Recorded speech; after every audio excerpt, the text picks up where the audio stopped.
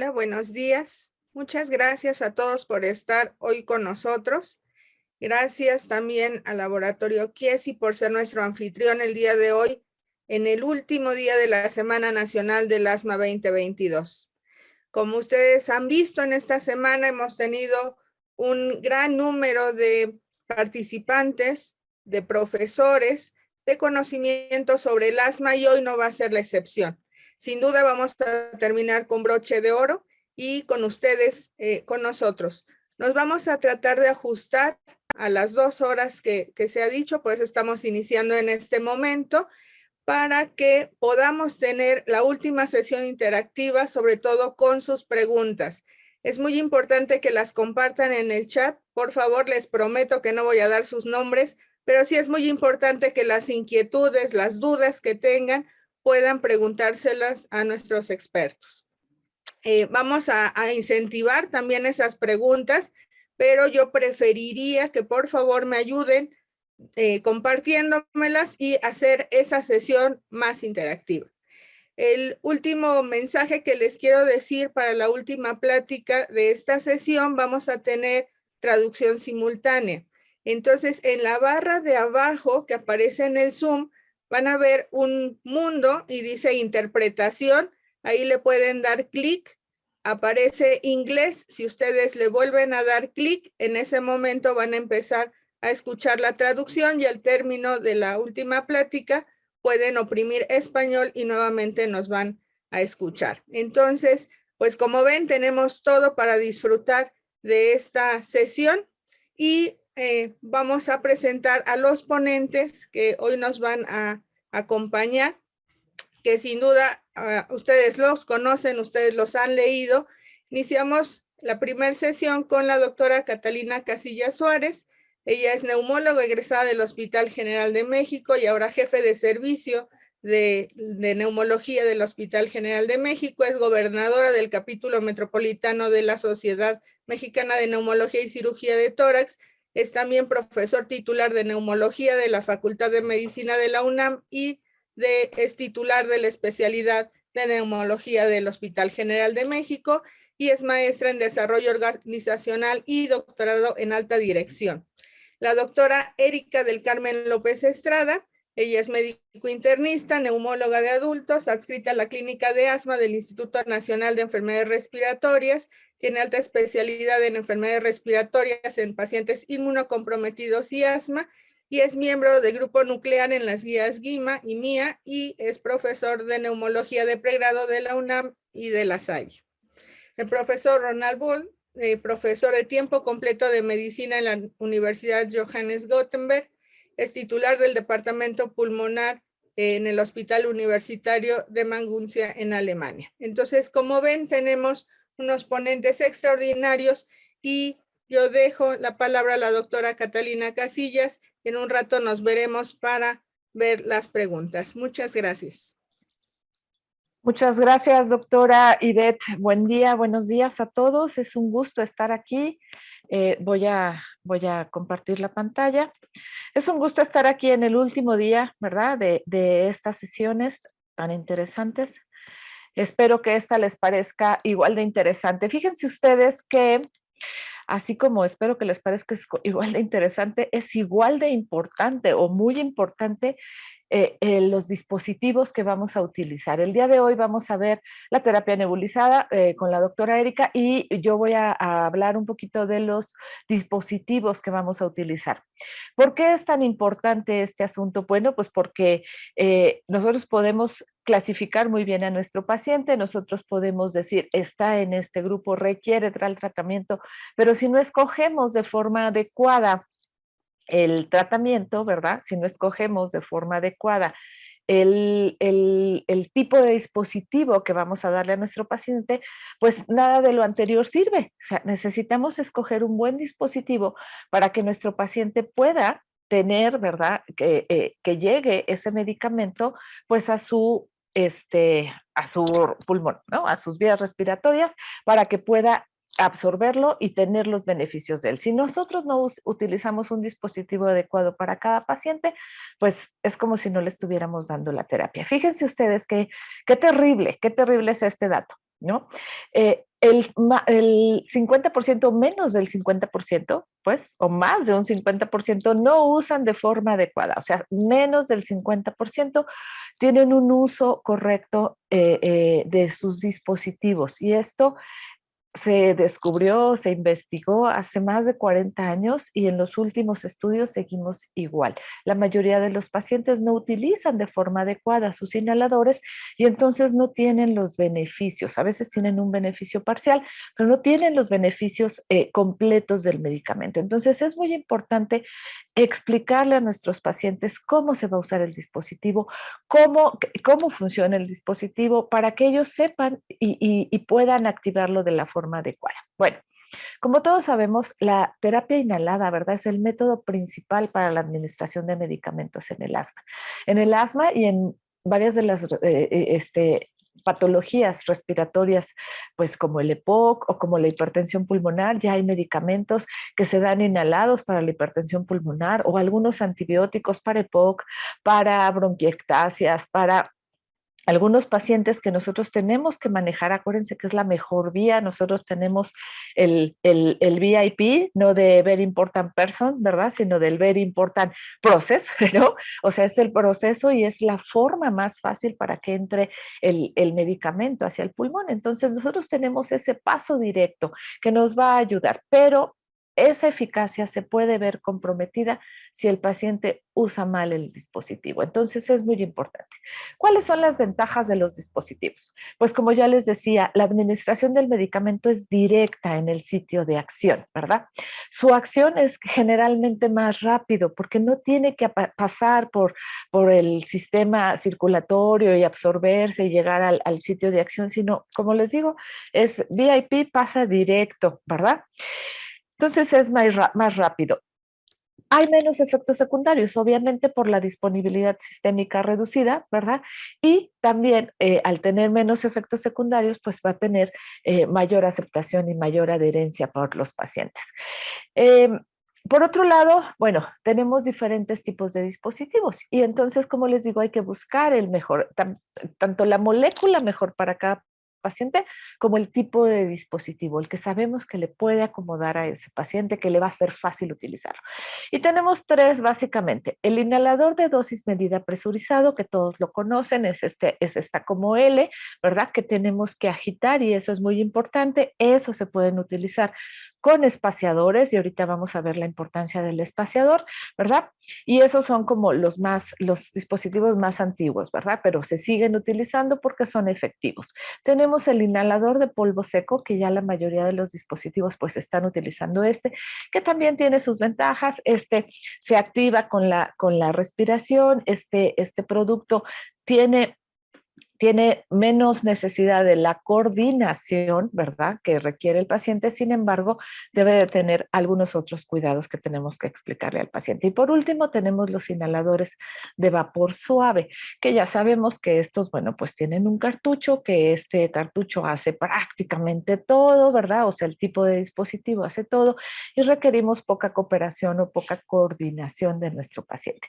Sin embargo, este tipo de dispositivo, pues también a algunos pacientes no les va a funcionar de forma adecuada, ¿verdad? Perdón, me estoy yendo hacia atrás, disculpen. Voy a tratar de regresar algunas de las.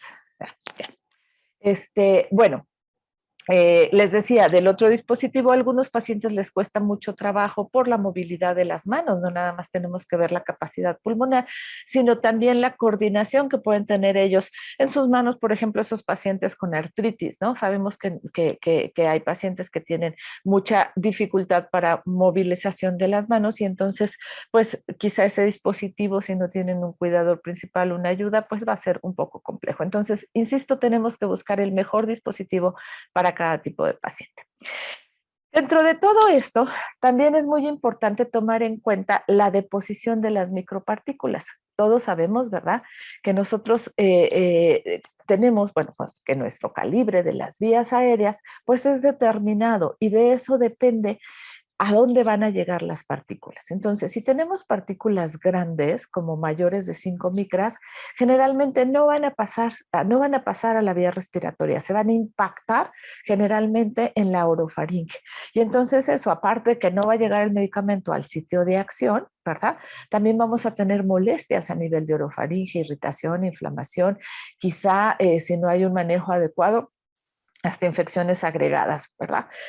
Las de menos de 1 micra, que son muy pequeñitas, pueden entrar y salir. Y entonces tampoco van a tener esa fijación a los receptores específicos que nos va a permitir que la molécula actúe, ¿verdad? Entonces también son muy pequeñas. Y entonces, digamos que en el rango de estos tamaños, ¿verdad? De 1 a 5 micras es el tamaño óptimo. Sin embargo, si el medicamento queremos que llegue no a la vía respiratoria, no a las vías de conducción, sino al parénquima pulmonar, como por ejemplo los medicamentos que son para hipertensión pulmonar, entonces sí, necesitamos moléculas más pequeñitas. Entonces, bueno, todo esto dependerá de a dónde queremos llegar. En general, en el asma, pues lo que nosotros necesitamos es que llegue a la vía aérea, ¿verdad? Entonces, en general, 1.5 micras, ese sería el tamaño óptimo. Ya de ahí, si la partícula tiene otras funciones, como vamos a ver más al rato en las siguientes charlas,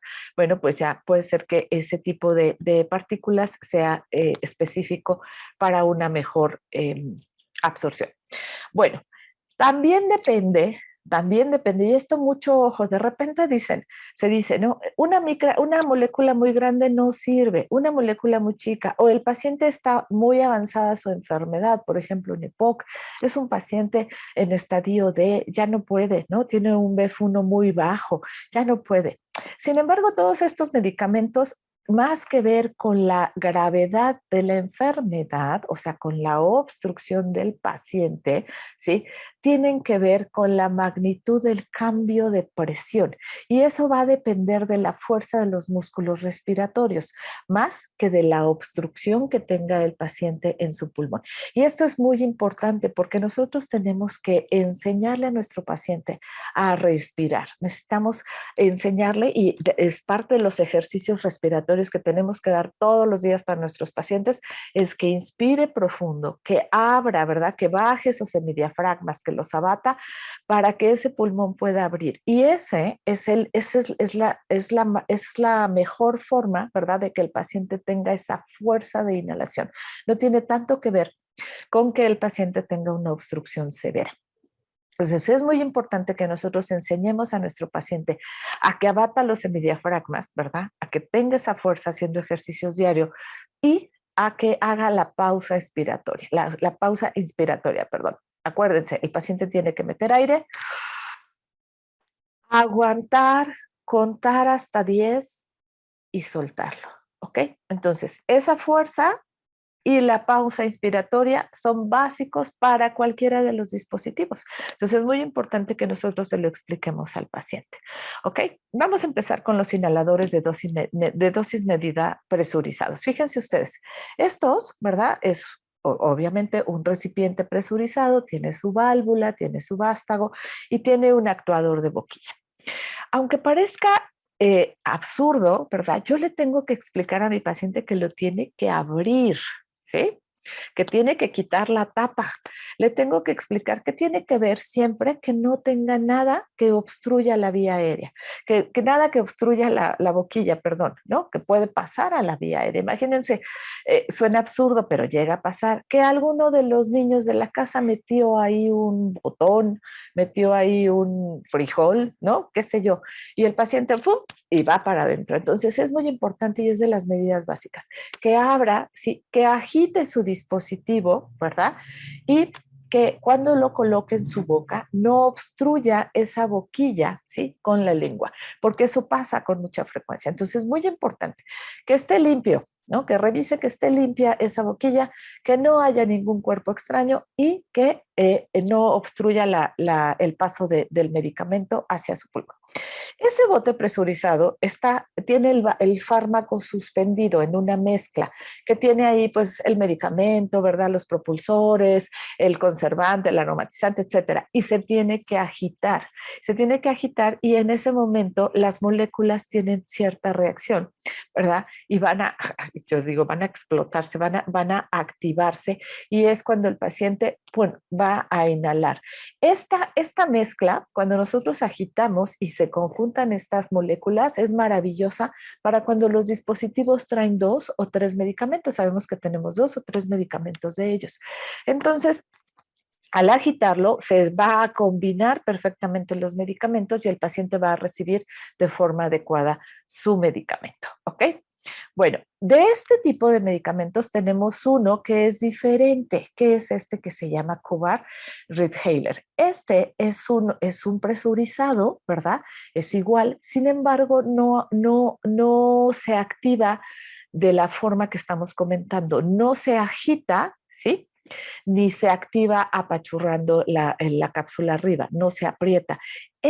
¿Sí? Se activa con la respiración, parece uno de polvo seco. Se activa con la respiración, al quitar la tapa, la dosis está lista y cuando se inhala, ¿verdad? El paciente al inspirar a través de la boquilla es cuando se suelta la dosis. Por lo tanto, en este caso, el paciente no tiene que coordinar la inhalación con el disparo, que es algo que les cuesta mucho trabajo a algunos pacientes con los otros tipos de dispositivos, ¿verdad? Con los que estábamos viendo anteriormente, que es muy importante que coordinen el disparo con la inhalación, ¿ok? Bueno, nos vamos a los inhaladores de polvo seco. Estos inhaladores de polvo seco son como el Cubar, ¿verdad? Son activados por la respiración. Cuando el paciente inhala es cuando se va a administrar estas partículas. Nuevamente, todas estas partículas micronizadas tienen un diámetro aerodinámico, ¿verdad?, de menos de 5 micrómetros. ¿Por qué? Porque es el tamaño en que puede llegar a la vía que queremos, ¿no? A las vías respiratorias. Se agregan partículas portadoras más grandes, ya saben, glucosa, lactosa, etcétera. Estos nada más son portadoras, ¿verdad? Y va a llegar el medicamento mediante la inhalación sobre esa cápsula. Hay dispositivos que son de una ampolla, de una sola dosis, de monodosis, y hay dispositivos que ya viene precargado todo el medicamento ahí. A veces son más cómodos estos que ya tienen todo cargado. Sin embargo, hay pacientes que se acomodan muy bien con estos que son de monodosis y saben perfectamente y llevan el registro de si se pusieron o no su inhalación, ¿ok? En cambio, en los otros de repente se les pasa, ¿no? Cuando es de múltiples dosis ya no saben, me la puse hoy, no me la puse hoy, etcétera. Entonces, pues tiene sus ventajas y desventajas. Eh, Requiere flujos inspiratorios de 30 a 60 litros por minuto. Esto es demasiado, pues para algunos pacientes sí, sin embargo, como les digo, no nada más es el flujo inspiratorio, ¿verdad? Bueno, no es nada más la capacidad o la obstrucción que tiene el paciente, sino la capacidad con esos músculos respiratorios para hacer esa inspiración. Entonces, en general, los pacientes, ¿verdad?, van a tener una buena inspiración o van a poder utilizar todos estos dispositivos si pueden soplar, si pueden inhalar, ¿no? No inhalar, si pueden succionar, perdón, se me fue la palabra, si pueden succionar en un popote. Entonces nosotros le preguntamos al paciente, ¿usted puede tomar agua con un popote? Si el paciente puede hacer eso, ¿sí? Puede succionar esa agua con un popote, tiene esos 30 litros por minuto y por lo tanto puede utilizar cualquiera de estos dispositivos. Y a veces lo que tiene el paciente es ese desacondicionamiento tan importante, entonces lo tenemos que poner a trabajar con esos ejercicios que les expliqué y a la vuelta de unos días va a lograr inhalar de forma adecuada. Ese umbral de flujo inspiratorio, ¿verdad? Nos va a dar, o esa capacidad que tenemos de 30 a 60, nos va a dar esa resistencia al flujo del aire, ¿verdad? Pero fíjense que esa resistencia de los inhaladores de este tipo de polvo seco, que va en un amplio rango, ¿verdad? La resistencia que tienen para que el paciente lo pueda usar, va en relación, ¿sí?, a... al esfuerzo que hace el paciente. Entonces, fíjense, la resistencia que tiene el paciente, ¿verdad? Se potencia o se multiplica, ¿verdad? Por la fuerza que hace el paciente para hacer. Por lo tanto, cuando los pacientes tienen una mayor dificultad para inhalar, resulta que el medicamento entra mejor. Es importante esto, fíjense. La energía turbulenta creada durante la inhalación es el producto del flujo de la inhalación del paciente multiplicado por la resistencia. Por lo tanto, en estos dispositivos con alta resistencia tienden a producir una mayor deposición pulmonar.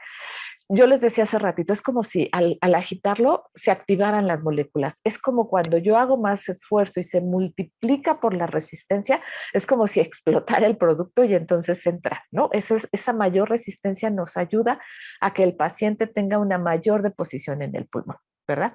Por lo tanto, el factor en la capacidad para operar un dispositivo de esto, insisto, es la presión inspiratoria, ¿sí? No la gravedad del paciente.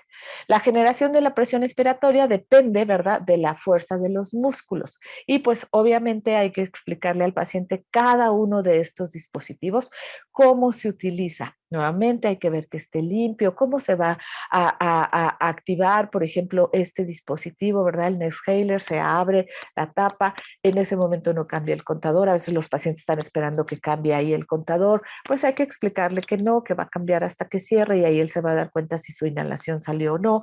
Tiene que inhalar en la boquilla, en algunos dispositivos, ¿verdad? O en la mayoría hay que revisar perfectamente que no se tape la ventilación, tiene como unas rayitas, ¿verdad? Para saber si, para que haya flujo de aire y se haga esta turbulencia que les estoy comentando, y entonces no se pueden obstruir esas rendijitas, entonces hay que explicarle eso al paciente, ¿verdad? Y que tiene que escuchar cómo se da el disparo en algunos, en otros no se escucha nada. Uno tiene que conocer los dispositivos para poderle explicar al paciente cada uno de ellos y que el paciente pueda utilizarlo de forma correcta. Por lo tanto, para que estos influyan en la eficacia, pues es la formulación, que el depósito no sea orofaringio. Nuevamente hay que explicarle al paciente que el medicamento se tiene que inhalar, no se tiene que deglutir. De repente el paciente lo que hace es que deglute, traga, ¿verdad? Pensando que esa es la forma. No, eso tiene que ir al pulmón y nosotros se lo tenemos que explicar al paciente y el paciente tiene que hacer el ejercicio delante de nosotros para ver que esa inhalación sea la forma adecuada y esa pausa. La dilución del fármaco, los mecanismos de eliminación y algo muy importante es que estas formulaciones de polvo seco son muy sensibles a la humedad, ¿verdad? Por lo tanto, hay que explicarle al paciente que tiene que tener este dispositivo pues en un lugar seco de preferencia, ¿verdad? Protegido de ese ambiente y que la inhalación tiene que ser inmediatamente después de que abre el dispositivo, porque una vez que lo abre, empieza a entrar humedad al dispositivo y esto puede disminuir la absorción adecuada. Obviamente, todas las farmacéuticas, ¿verdad? Tienen esto en mente y tienen su resguardo, ¿verdad? O sea, están contemplados esos tiempos que el paciente puede perder. Sin embargo, es muy importante decirle que al paciente, pues que tiene que utilizarlo de forma adecuada y que tiene que inhalar inmediatamente que lo abre, ¿ok? Los inhaladores de vapor suave, pues esos son otro asunto, ¿verdad? Esos no necesitan la coordinación del paciente como el presurizado, ni necesitan que el paciente lo active. Este solitito hace todo. Es un dispositivo que tiene un propulsor mecánico, ¿verdad? Ustedes saben que se gira a la mitad y al girarse se comprime un resorte. Ese resorte a la hora que se dispara va a dar esa fuerza de propulsión, ¿verdad? Y cuando se libera esa presión, entran dos chorros por dos canales de salida y a la hora que chocan esos dos chorros es cuando se activa el medicamento, ¿no? O sea, volvemos a lo mismo, cuando nosotros agitamos o cuando nosotros inhalamos y descargamos la inhalación. En este caso pasan esos dos chorros solitos y al chocar esas moléculas se dispersan y entonces ya entran en el tamaño adecuado. El paciente lo único que tiene que hacer es inhalar, pero también tiene que inhalar. Si nosotros no le explicamos al paciente, de repente se pone pasivo, ¿verdad? Y el paciente nada más abre la boca, pero no inhala, ¿no? Entonces tenemos que explicarle que tiene que inhalar, ¿no? Que tiene que hacer su pausa inspiratoria y dejarlo. Este impacto y esta niebla que usan estos pacientes o que usa este dispositivo, perdón, dura alrededor de 1.2 segundos y tiene una velocidad baja para que el paciente lo pueda inhalar y una duración sostenida. ¿Ok? Este es un dispositivo que disminuye obviamente el depósito orofaríngeo porque pasa con una velocidad disminuida, ¿verdad? Aumenta el depósito pulmonar y esto, que es una mayor duración de la nube de aerosol, pues hace que el paciente pueda tener una probabilidad de una inhalación exitosa. Sin embargo, como les decía, pues a veces el uso del dispositivo no es tan fácil. Entonces tenemos que ver cada uno de los pacientes. Luego, los espaciadores y las cámaras de contención, ¿cuándo las vamos a usar? Bueno, pues esto es una ayuda maravillosa, ¿verdad? Para cuando utilizamos el inhalador de dosis medida presurizado, los que estamos viendo aquí, ¿verdad? Este espacio que tiene el paciente entre el inhalador y su boca hace que ya no haya tanto impacto a nivel de la orofaringe.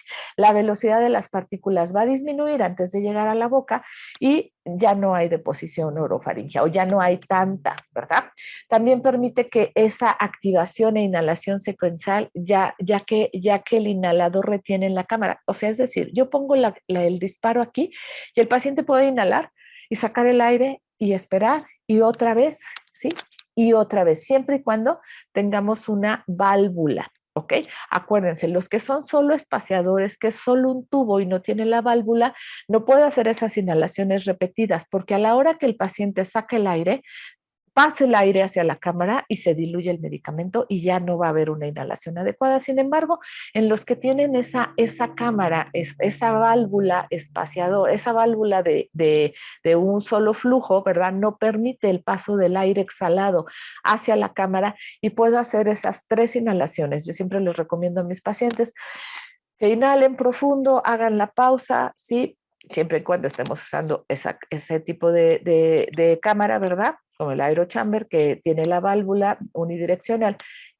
Exhale, aguante, descanse ahí y lo vuelva a hacer porque ese medicamento está en la cámara y entonces nos permite hacer 2, 3 inhalaciones con esa cantidad. Lo que sí es importante es que solamente se puede poner un disparo, ¿sí? De repente ponemos 2, 3 disparos en la misma cámara, bueno, no 3, ¿verdad? Los 2 disparos y el paciente inhala en ese volumen y tiene que ser disparo por disparo y después podemos hacer una pausa de 2 a 3 minutos para que se ponga el siguiente disparo. Estos espaciadores necesitan al menos un volumen de 10 a 700 mililitros y esto va en un tubo de 10 a 13 centímetros. Esta es la cantidad adecuada para que el paciente tenga realmente el beneficio, ¿sí? De esa cámara espaciadora. Bueno, y estas, como les decía, que tienen la válvula, pues son mucho mejores porque nos permiten hacer esta inhalación. También tienen esa retroalimentación visual del flujo inspiratorio, ¿verdad? Y una alerta auditiva. ¿Se han fijado ustedes cuando la prueban que silba? Bueno, cuando silbas, porque el paciente lo está haciendo muy rápido, no tiene que silbar, ¿ok? Bueno, ya sabemos, solo se debe poner un disparo, como les decía, y se pueden hacer varias inhalaciones en el mismo. Bueno, en cuanto a los nebulizadores, yo no me voy a meter mucho porque de esto va a hablar la doctora Erika, solamente comentarles que hay neumáticos, ultrasónicos y de malla, y esto lo va a tocar la doctora. Bueno, pues por mi parte es todo, solamente quiero comentarles que todos, absolutamente todos los dispositivos tienen su manual de instrucción, todos. Si ustedes lo buscan en YouTube, si ustedes lo buscan con su proveedor, ¿verdad? Con sus representantes médicos, todos tienen las indicaciones. Este justamente es de Chiesi. Nosotros vemos cómo van explicando de forma muy clara, por ejemplo, en este caso, el medicamento Ribuspir, que ya trae, es un presurizado, pero trae su aerocámara ahí ya fija. El paciente no va a tener que comprar otro tipo de dispositivo, y ahí tiene un espaciador adecuado para que él pueda inhalar de forma adecuada. Entonces, todos, absolutamente todos los laboratorios tienen sus indicaciones precisas. Entonces, nosotros tenemos que decirle al paciente: vea el video, vea, métase a YouTube, pero nosotros tenemos que verlo, nosotros tenemos que saber cómo se utiliza, qué medidas hay que tomar higiénicas, etcétera, cómo se abre, cómo se carga, si es el caso del de nube suave, cómo se carga, cómo se tiene que hacer, para que nosotros le podamos explicar al paciente y podamos supervisar cómo lo hace en la siguiente sesión. Muchísimas gracias. Gracias, buen día a todos. Gracias, doctora Casillas. Es un gusto estar aquí con usted, con el profesor Bull, hablando de estos temas tan apasionantes, dedicando este tiempo al asma. Gracias, doctora Ivette, por acompañarnos también. Y bueno, voy a iniciar platicando sobre esta parte que me corresponde. Tenemos como tema para discutir en los próximos minutos la terapia nebulizada en asma. Cuando estuve pensando cómo dirigirme en esta charla, pues vinieron muchísimas preguntas a mi cabeza que se las pongo aquí como una guía de agenda de lo que vamos a tratar. Primero, pues pensar en nebulizar o qué es nebulizar y si debemos o no nebulizar a los pacientes con asma. Después, pues contestarnos a quiénes y cuándo, cómo y por cuánto tiempo es que vamos a utilizar este tipo de terapia, si es que la elegimos, y con qué, ¿no? O para qué, sería como las preguntas que quiero discutir con ustedes en este día. Entonces, bueno, nebulizar pues es un proceso que se lleva a cabo en donde lo que buscamos es la transformación de un líquido en un aerosol. Y este proceso tiene como objetivo generar finas partículas que serán inhaladas y depositadas sobre el epitelio respiratorio para llevar a cabo su proceso farmacológico y su acción terapéutica. Tenemos posibilidades de nebulizar con máscara o con una pieza bucal. Ahorita veremos al respecto de eso. La doctora Casillas nos puso ahí la diferencia o los tipos de nebulizadores que tenemos. De manera general, pues lo que encontramos es que requieren o trabajan con un flujo de aire que varía, depende cuál es, pero como criterio general, digamos, entre 3 y 5 litros por minuto. Incrementan el depósito del medicamento hasta en un 20%, hablando específicamente del medicamento diseñado para la nebulización, y nos ayudan a tener un mejor control en la administración de la dosis para cada paciente. Les decía que en general, pues la técnica se debe cuidar y describir de manera muy precisa cada vez que lo vamos a hacer. Hay que elegir de acuerdo a las características, además del nebulizador y del fármaco, si vamos a utilizar máscaras o cánula bucal.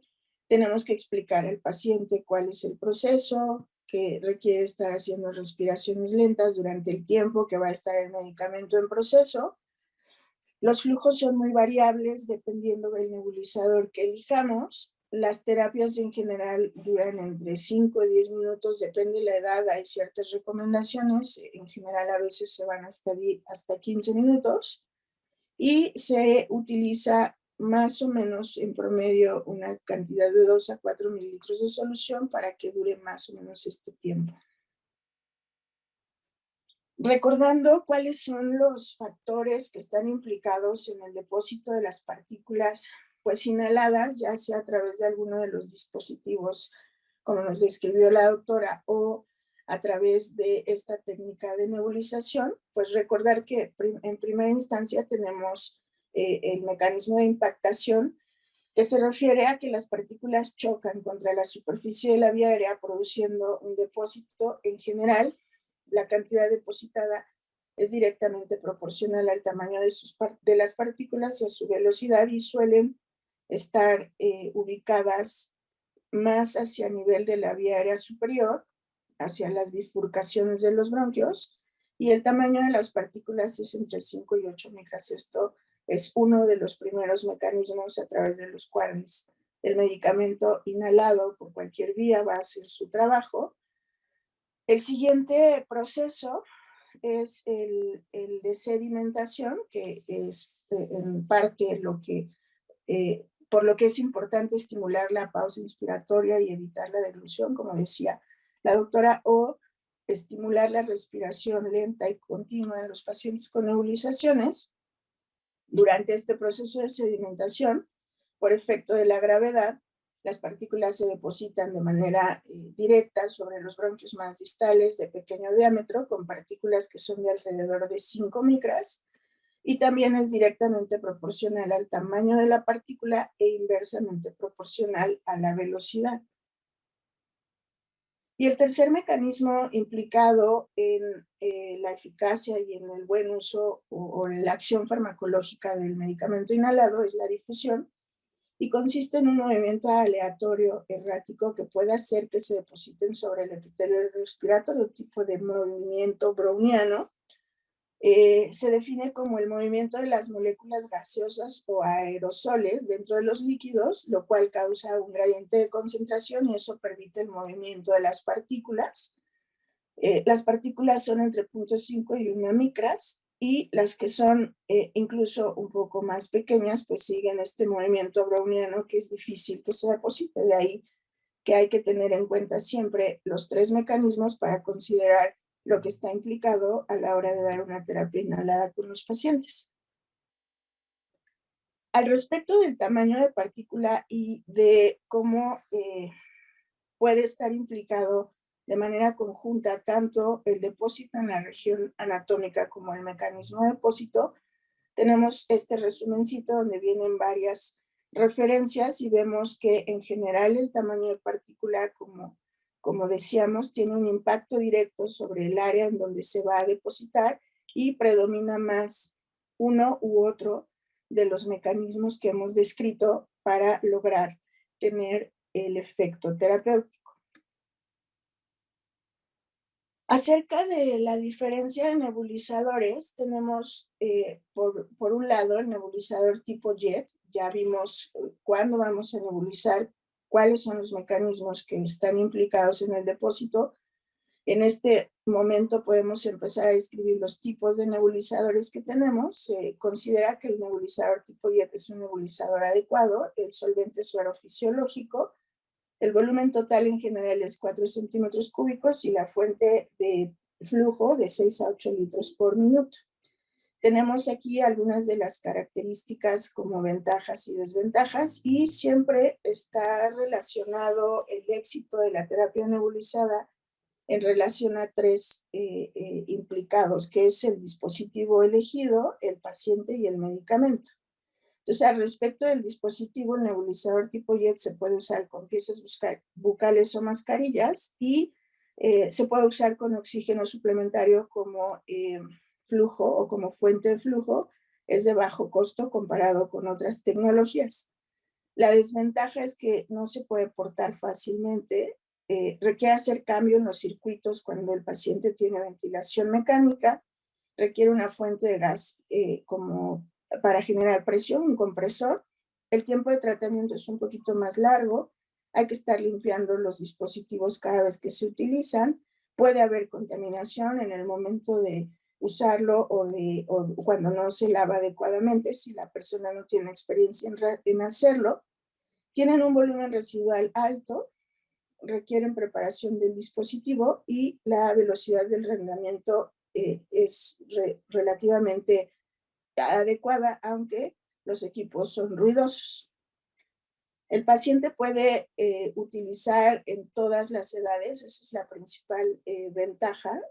no se requiere de que el paciente tenga esta coordinación y sobre todo esa sería como una de las principales indicaciones cuando decidimos utilizar terapia nebulizada en pacientes con asma, cuando por alguna razón está limitada la coordinación para la utilización de cualquier otro dispositivo o cuando el flujo inspiratorio por enfermedad o por cualquier motivo no logra que se utilice alguna otra de las estrategias. Entonces, en este caso, pues resulta bastante útil la terapia nebulizada.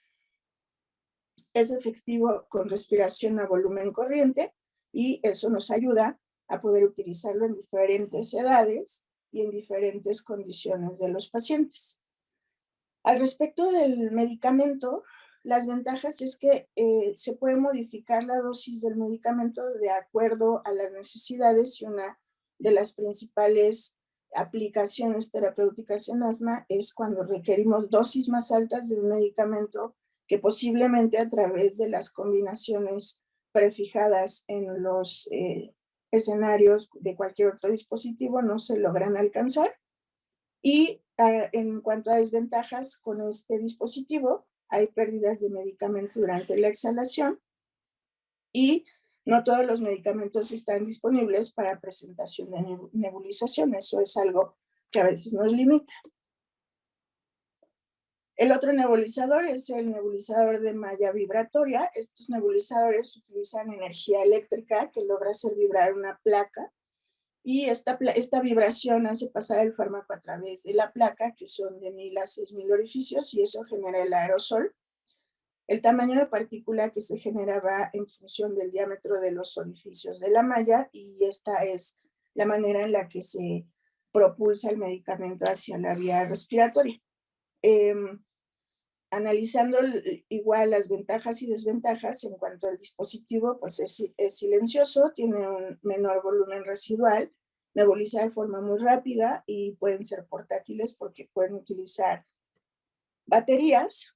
Las desventajas es que tienen mayor costo que comparados con otros, utilizan electricidad o batería, requiere de mayor mantenimiento y lavado después de cada uso, para evitar depósito que pueda obstruir el equipo y prevenir la colonización de patógenos. En cuanto al paciente, pues también principalmente hay que poner atención en las ventajas y es el mayor depósito pulmonar del aerosol. Y en cuanto al medicamento, las ventajas es que proporciona mayor cantidad de fármaco nebulizado, nebuliza soluciones, suspensiones, fórmulas liposomales y proteínas. Algo que también es muy importante a la hora de elegir terapia nebulizada, tener claro que dependiendo de cuál sea la característica del medicamento, si es una solución o una suspensión, tiene diferentes posibilidades de llegar a lograr su objetivo terapéutico. Es de utilidad en cualquier medicamento, por lo que puede ser, mientras sea indicado para utilizarse y tenga las características necesarias para nebulizarse, se puede aplicar este nebulizador. Y el tercer tipo de nebulizador es el nebulizador ultrasónico. Este funciona convirtiendo la energía eléctrica en vibraciones acústicas de alta frecuencia y utilizando un transductor para generar partículas de 1 a 6 de tamaño con una velocidad de salida de 1 a 6 mililitros minutos, produce una partícula más pequeña, lo cual hace que contenga menos medicamentos y puede llegar más fácilmente a la vía respiratoria pequeña. También son dispositivos silenciosos en cuanto a las ventajas, permite aerosolizar y utilizar altas dosis de medicamento, favorece el espacio muerto, la reducción del espacio muerto, entrega de medicamento más rápida, son diseños nuevos y portátiles. Las desventajas es que son costosos, requieren una fuente de energía también, no adecuada para medicamentos sensibles al calor, requiere una preparación previa del dispositivo y suele sobrecalentarse la unidad con ciertas alteraciones eléctricas y mecánicas. Al respecto de las ventajas en cuanto al paciente con el uso de estos nebulizadores, es que son fáciles de usar y son más eficientes que el tipo JET. Una desventaja que tiene que ver con el paciente es la limitación de la vía aérea con algunos medicamentos. No todos están accesibles para poder ser utilizados con este sistema. En cuanto al medicamento, las ventajas es que se pueden realizar modificaciones a la dosis, hay pérdida del medicamento durante la exhalación, que es activado con la respiración. Y no todos los medicamentos, esto en cuanto a desventajas, no todos los medicamentos están disponibles, no nebuliza suspensiones y hay una posible degradación e inactivación del fármaco, por ejemplo, con el corticoide nebulizado y la alfa-dornasa. Entonces, esos son los dispositivos con los que contamos y les decía que dependiendo de cuál sea el escenario y cuáles las características de nuestros pacientes, a veces el tiempo de nebulización es variable, 5 minutos en neonatos, 10 minutos en preescolares, 15 minutos en adolescentes y de 15 a 30 minutos en adultos, todo lo cual puede modificarse dependiendo de cuál es el nebulizador utilizado en general en la práctica diaria, en la práctica domiciliaria, pues el nebulizador tipo JET es el que se utiliza con mayor frecuencia. Aquí vemos una comparación entre el tipo de dispositivo, el depósito faríngeo y el depósito pulmonar, y es importante considerar a la hora de elegir cuándo vamos a nebulizar a una persona con asma, que si comparamos el nebulizador tipo JET, en este caso, con un dispositivo de dosis medida con espaciador incluso, el depósito pulmonar incrementa bastante, por lo tanto, la elección de la terapia nebulizada no es superior a utilizar un medicamento en dosis medida, bien coordinado cuando eso es posible, o incluso si vemos el depósito en este nivel, 21% cuando se utiliza con espaciador. Por lo tanto, pues es una terapia disponible, muy útil, muy práctica, que requiere que hagamos entrenamiento y educación a los pacientes, a los familiares, para poder elegir el dispositivo, para poder enseñarles a utilizarlo, para escoger el medicamento que se va a nebulizar, sin olvidar que existen otras alternativas igualmente eficaces, incluso un poco más que la elección del nebulizador.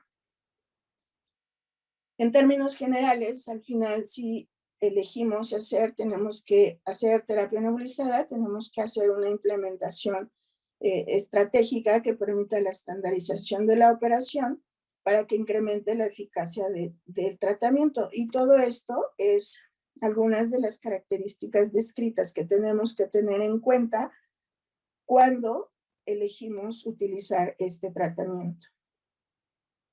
Ahora, hablando propiamente de las aplicaciones de los nebulizadores y dirigiéndonos más a las personas con asma, digamos que lo podemos resumir en 3 situaciones. Uno es cuando no se logra la coordinación o el paciente tiene limitaciones en sus capacidades para usar de manera óptima los dispositivos manuales. La segunda indicación es el requerimiento de dosis mayores a las que se puede conseguir con dispositivos manuales. Y la tercera es cuando no se puede indicar por otra vía, con algunos fármacos muy específicos o en algunas enfermedades muy específicas en donde la vía de elección es la vía nebulizada. Ahora, aquí les presento un extracto del escenario en donde creo que nosotros podemos ver más claramente la indicación 1 y 2 en un paciente con asma, que es cuando tienen limitaciones por alguna razón o se requieren dosis más altas, y el escenario pues es el escenario de un paciente con exacerbación de asma. Les pongo aquí una parte del esquema recomendado para la atención de la crisis asmática, y lo que vemos pues siempre es iniciar la evaluación para clasificar la gravedad de acuerdo a la evaluación que se denomina estática. Este es el esquema propuesto por la guía GEMA 5.2, que divide a la crisis en crisis leve, crisis moderada o grave y crisis vital. Ahorita no vamos a entrar allá, vamos a ir directo a las propuestas terapéuticas, en donde vemos que al menos para la crisis leve no se indica terapia nebulizada. En este caso, es importante lo que veíamos al comparar el uso de la dosis medida con aerocámara versus el nebulizador, porque muchos pacientes con asma aprenden y por alguna razón han decidido tener nebulizadores en su casa y aprenden a usar los rescates utilizando nebulizador, aunque tienen síntomas muy limitados o la crisis pudiera ser leve. Entonces aquí el mensaje sería que tenemos que educar a nuestros pacientes para que reconozca la utilidad de la cámara, la aerocámara con el dispositivo de dosis medida. Cuando de plano eso no es accesible, pues bueno, tenemos la posibilidad de enseñarles a usar el nebulizador de manera óptima para la atención de sus episodios de crisis. Cuando ya tenemos a un paciente con crisis moderada o grave, las recomendaciones en general al respecto de la nebulización es, bueno, el tratamiento broncodilatador, que en este caso viene salbutamol e ipratropio, y que también lo sugieren como con la posibilidad de aplicarse en aerocámara y dosis medida durante la primera hora, pero viene indicado como nebulización intermitente, 2.5 miligramos con 0.5 de ipratropio cada 20 minutos durante una hora. La siguiente utilización potencial del nebulizador en esta situación de crisis en los pacientes con asma es la utilización de esteroides inhalados a dosis alta durante la primera hora, que también tiene implicaciones en los resultados. Y si ven de manera significativa, en estos pacientes se llega a recomendar el sulfato de magnesio intravenoso, lo demás ahorita no lo describiré más, pero esto es muy importante al respecto de aquello que estuvo recomendándose en algún tiempo sobre la posibilidad de utilizar sulfato de magnesio inhalado en los pacientes con asma.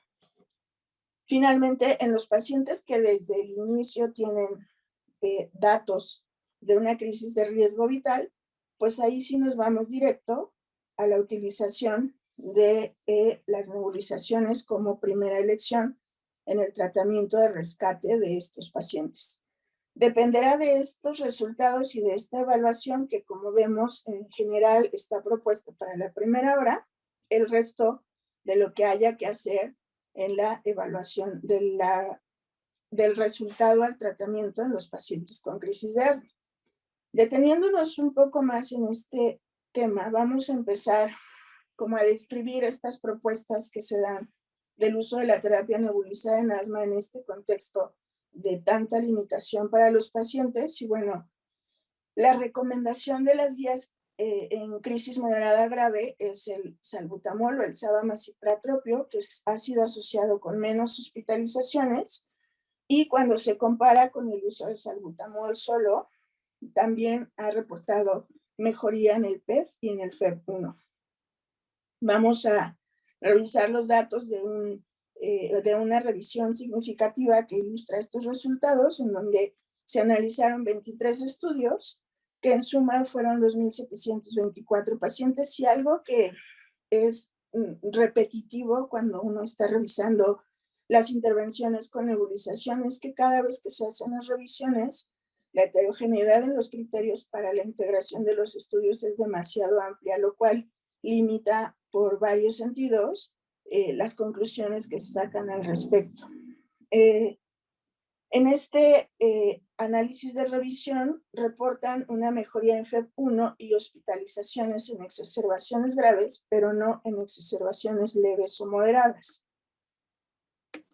Y aquí tenemos el resumen de los estudios, en este caso, revisando solamente la combinación de beta-agonista con la comparación con beta-agonista y el anticolinérgico de acción corta, en donde en general, si bien es cierto que hay algunos reportes que favorecen a la combinación y el resultado total pues sí da la posibilidad de que sea una mejor elección que el salbutamol solo, es importante considerar que el contexto clínico de cada paciente va a ser importante para elegir sí o no. De acuerdo a las recomendaciones por el efecto sinérgico de las dos vías broncodilatadoras en el rescate, y de acuerdo a este resultado, sí nos ofrece un beneficio mayor en mejoría de FEV1 y en mejoría de tasa de ingresos hospitalarios.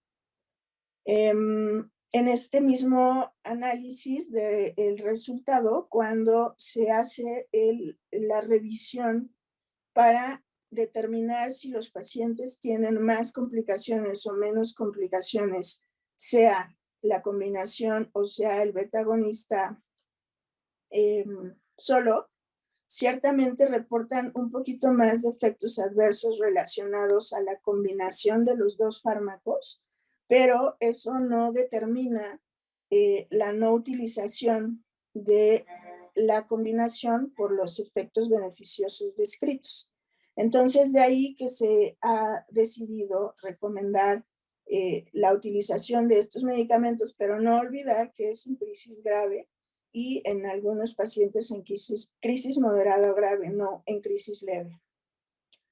Aquí tenemos pues los dos medicamentos potencialmente sugeridos que son en solución y que pueden utilizarse en los nebulizadores que hemos descrito.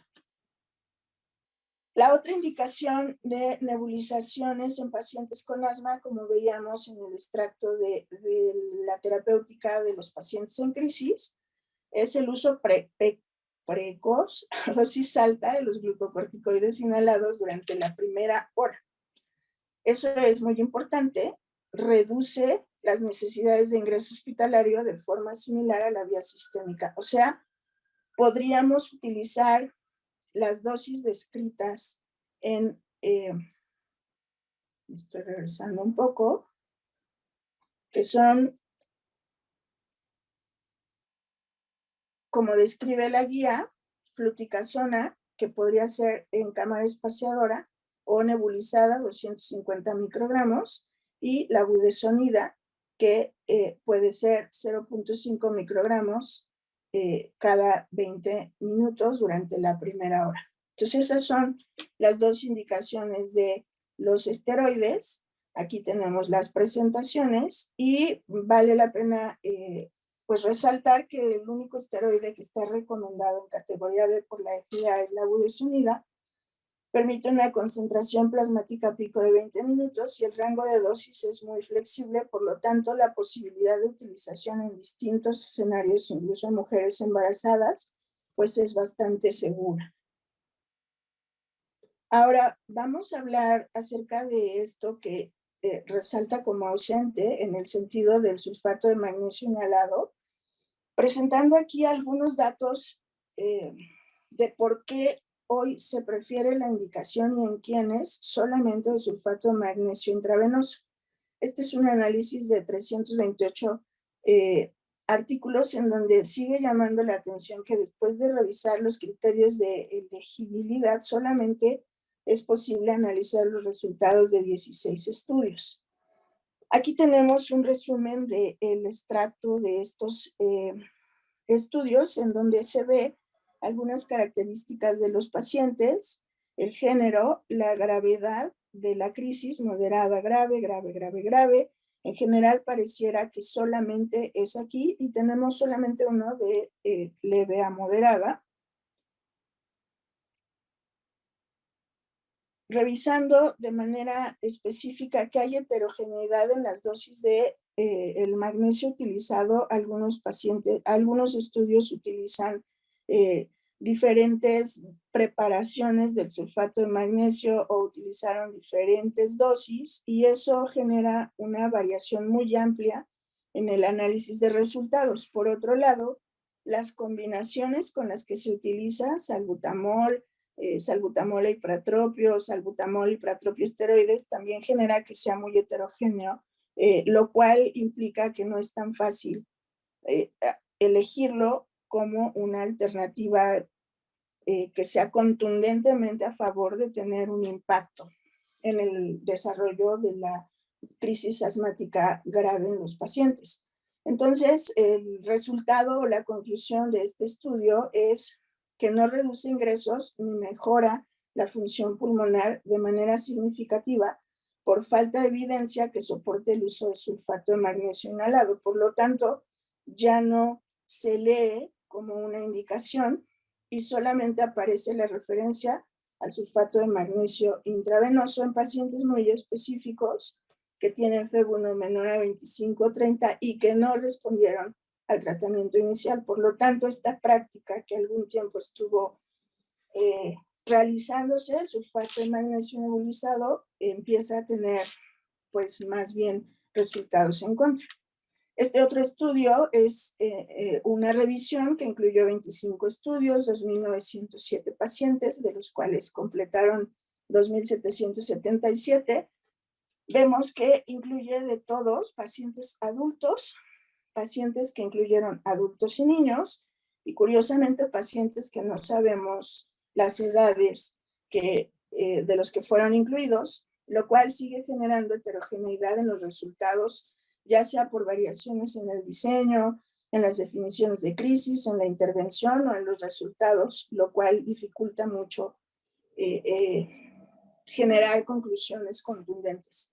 Sin embargo, pues bueno, si volvemos a revisar la comparación de magnesio agregado a la terapia nebulizada previamente preestablecida, que es sabaiprotropio, pareciera que en términos de función pulmonar hay algo de resultados favorables en cuanto a agregar el sulfato de magnesio a la combinación previamente sugerida. Sin embargo, no es tan claro que tenga algún impacto significativo sobre el ingreso hospitalario. Entonces, aunque parece tener un impacto en función pulmonar y en la reducción de ingresos, y GEMA sí lo recomienda todavía en algunos casos en donde además no especifica muy bien las características de quienes debe usarse, pues en realidad hay más información, digamos, poco concluyente que no permite hacer una recomendación total. Otra práctica de la implementación de nebulizaciones en pacientes con asma, pues fue o es la posibilidad de la utilización de heliox, que es la mezcla de helio y oxígeno en diferentes proporciones. Sin embargo, ya también está fuera de guías, dado que los datos en las revisiones no han sido concluyentes y no se permite recomendarlo de manera específica. Una consideración que es relevante en la aplicación de la terapia nebulizada en pacientes con asma tiene que ver con el hecho de que a veces nuestros pacientes no quisiéramos que llegaran al momento de la ventilación mecánica, pero llega a suceder todavía que se tienen que conectar los nebulizadores a el sistema de ventilación mecánica. Entonces aquí, a manera de resumen bastante didáctico, nos marcan algunas de las características importantes en las diferencias que es nebulizar a un paciente con ventilación espontánea y a un paciente con ventilación mecánica. La posición de entrada pues es distinta, lo cual cambia la anatomía de la vía respiratoria. El generador del aerosol pues, puede ser el mismo. El método de entrega cuando el paciente está despierto, dijimos, es mascarilla o boquilla, y cuando el paciente está ventilado, está conectado al tubo endotraqueal externo, lo cual genera una interfase diferente. La humedad también cambia, la temperatura cambia, el flujo inspiratorio en los pacientes que están despiertos pues es sinusoidal, y en los pacientes que están en ventilación es un flujo constante o en rampa, depende de las programaciones. La configuración del patrón ventilatorio es controlado por el paciente cuando está despierto, evidentemente, y controlado por el ventilador cuando está bajo sedación.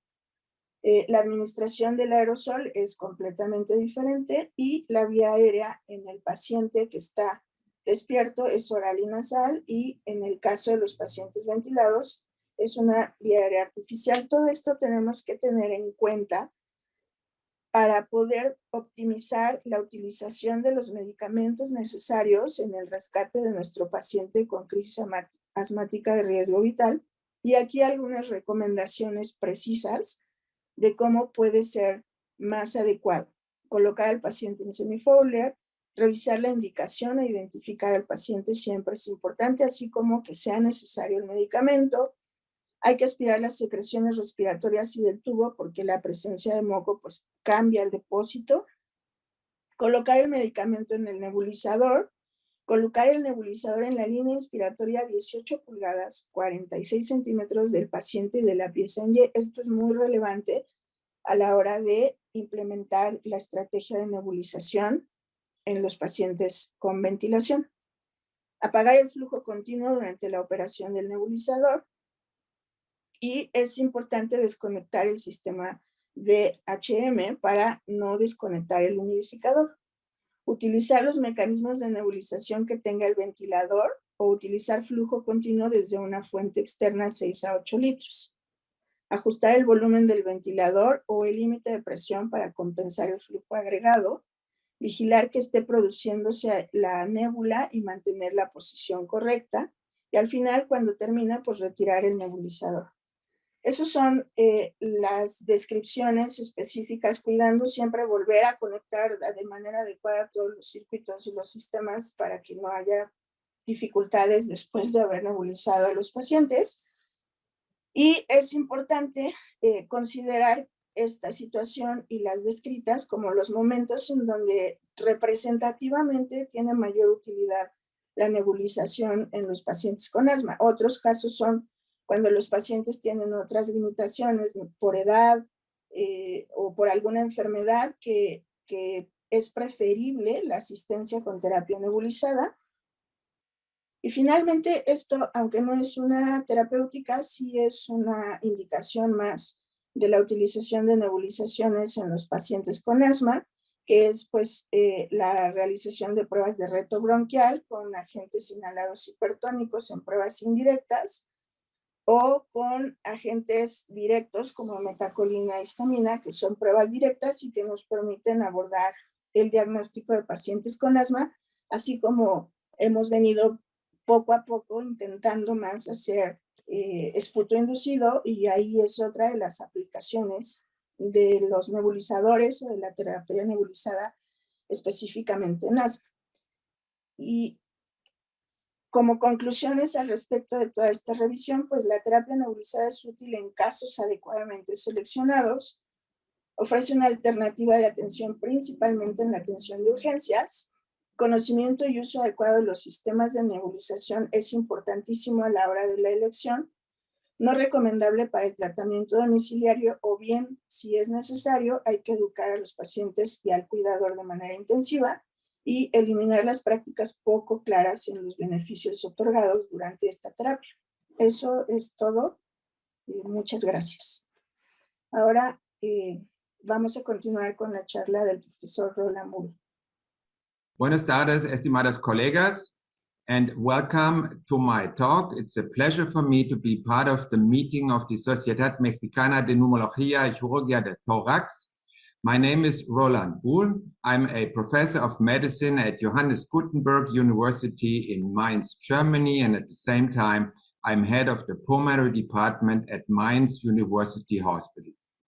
The topic of my talk is past, present, and future of asthma treatment. And before I start with my presentation, let me briefly introduce you to my potential for conflicts of interest. Of course, we do, as part of clinical trials, work with all the big names in the field for quite many years. The past of asthma treatment, and I will briefly mention this on just one slide, started about 50 to 60 years ago, so half a century ago. And at that time, all we had were rapid-acting bronchodilators with a quite high profile of side effects, and at the same time we had systemic corticosteroids also with a quite high profile of major adverse effects. This is why at that time treatment of asthma was not very funny. This changed, the situation changed with the recognition of the fact that asthma is a disease which is characterized by an underlying chronic airway inflammation. And the airflow limitation that is also characteristic of asthma is a direct consequence of the underlying inflammation.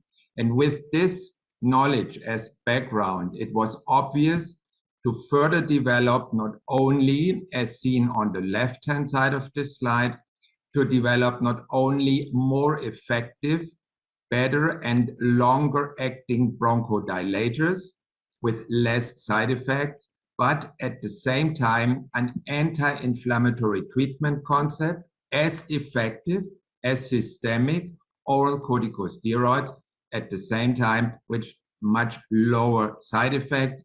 And this can be achieved by inhaling corticosteroids. This is the background of the very successful asthma treatment we can offer to our patients today.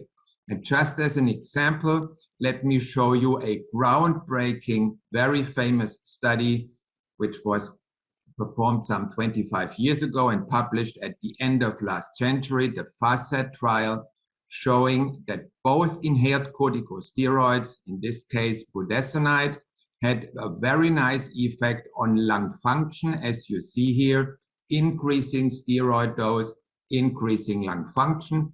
And this effect was further improved by also adding a bronchodilator, in this case formoterol, a rapid and long-acting beta-2 agonist. And again, the addition of formoterol nicely improved the effect of the inhaled corticosteroid. This is the basis of today's asthma treatment, this concept. And this is true not only if you look at it from lung function, but the same beneficial effect is seen when you look at exacerbations, at asthma attacks. Again, increasing steroid dose reduces the frequency of exacerbations, and at the same time, adding in a long-acting bronchodilator also further reduces the frequency of exacerbations. And this is, of course, not only true if you treat patients with 2 drugs in 2 inhalers, but the same can be seen when you combine both therapeutic principles in 1 inhaler. As one example here, this is a fixed dose combination, again, of an inhaled corticosteroid, in this case, beclomethasone, with a rapid and long-acting bronchodilator formoterol in 1 inhaler. And you easily see, compared with just a much higher dose of the inhaled corticosteroid, the addition of formoterol to beclomethasone nicely further improves lung function. And of course, this is not only seen with this fixed dose combination in a clinical trials, but this can also be seen in real life patients, in this case, Mexican patients, so patients from your beautiful country. The same fixed dose combination, beclomethasone, formoterol in 1 inhaler, leads to a very nice improvement in asthma control compared with baseline. Within 4 weeks, you do see a very nice improvement in asthma control, and this is what we want to achieve in our patients. On this background and knowing all these facts, until about 2018, the backbone, the mainstay of asthma treatment was either in patients with more mild disease, inhaled corticosteroids alone, or with increasing disease severity in fixed dose combination of an inhaled corticosteroid and a long-acting beta agonist, a LABA. This is what is recommended by, as you see here, the GINA guidelines, the Global Initiative for Asthma Guidelines 2018 for adult and adolescent patients with asthma. With one example, and this is step 1, the so-called intermittent asthma, patients with very infrequent symptoms and a very low symptom intensity. For these patients, it was theoretically possible to only treat these patients with a rapid short-acting bronchodilator, a SABA. However, even in 2018, it was recommended to at least consider a low dose of an inhaled corticosteroid. Now you ask yourself, how come? This is because we do know and we do see that just a bronchodilator does not address airway inflammation. And the problem is in these patients, when they develop an exacerbation, and this happens even in patients with mild disease, patients do first increase the use only of the SABA. And this means they're undertreated with anti-inflammatory treatments and overtreated with just bronchodilators. And this is not able to properly control such a situation. Knowing this, you will not be surprised to see that in such a situation, overtreatment with just a bronchodilator may even lead to an increased frequency of mortality. As you see here, this is a study from Sweden, the Sabina trial looking at SABA use in patients with mild asthma. And you do see that in patients who overuse SABAs, who have more than 3 prescriptions per year, these patients have an increased risk to die consequent to an asthma exacerbation.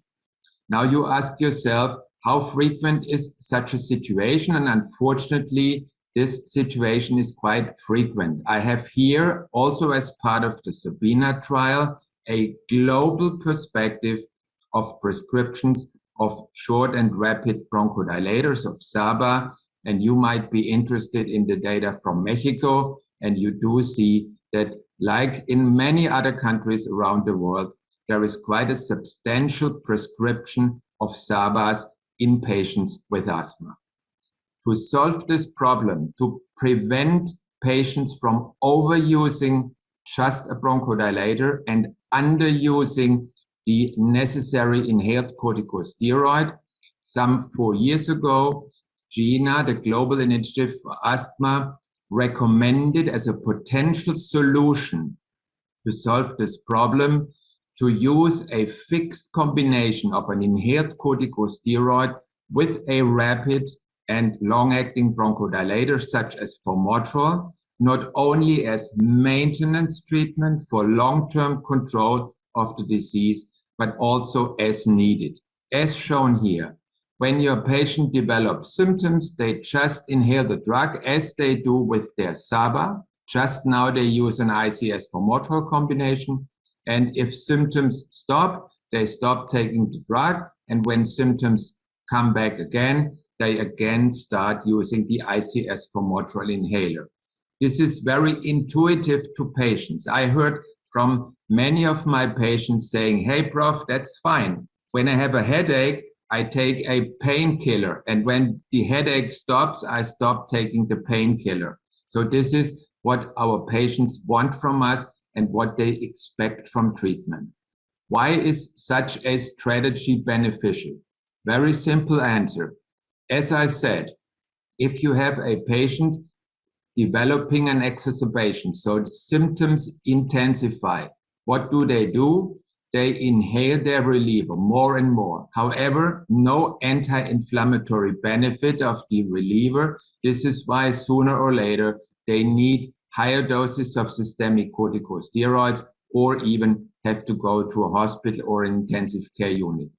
If, however, instead, patients, when they develop more symptoms, they inhale more of a reliever, which not only contains a bronchodilator, but also an inhaled corticosteroid.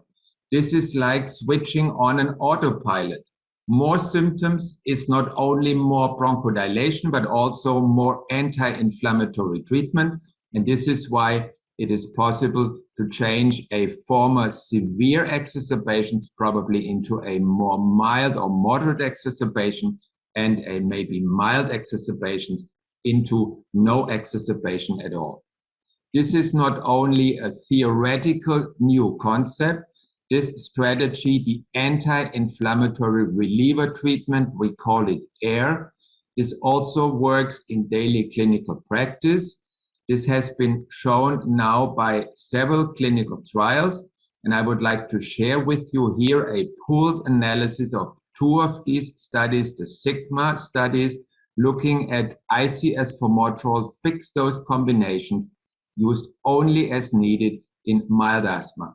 And as you see, the impact on the frequency of severe exacerbations is as effective as a constant maintenance treatment with an inhaled corticosteroid. So just the intermittent use of a steroid together with formoterol is as effective as long-term maintenance of the steroid. So you get the same clinical effect, which a much lower dose of the inhaled corticosteroid in this study was 78% lower. And this is something what my patients like. They use a treatment only on demand, get the same clinical effect, and with a much lower steroid dose.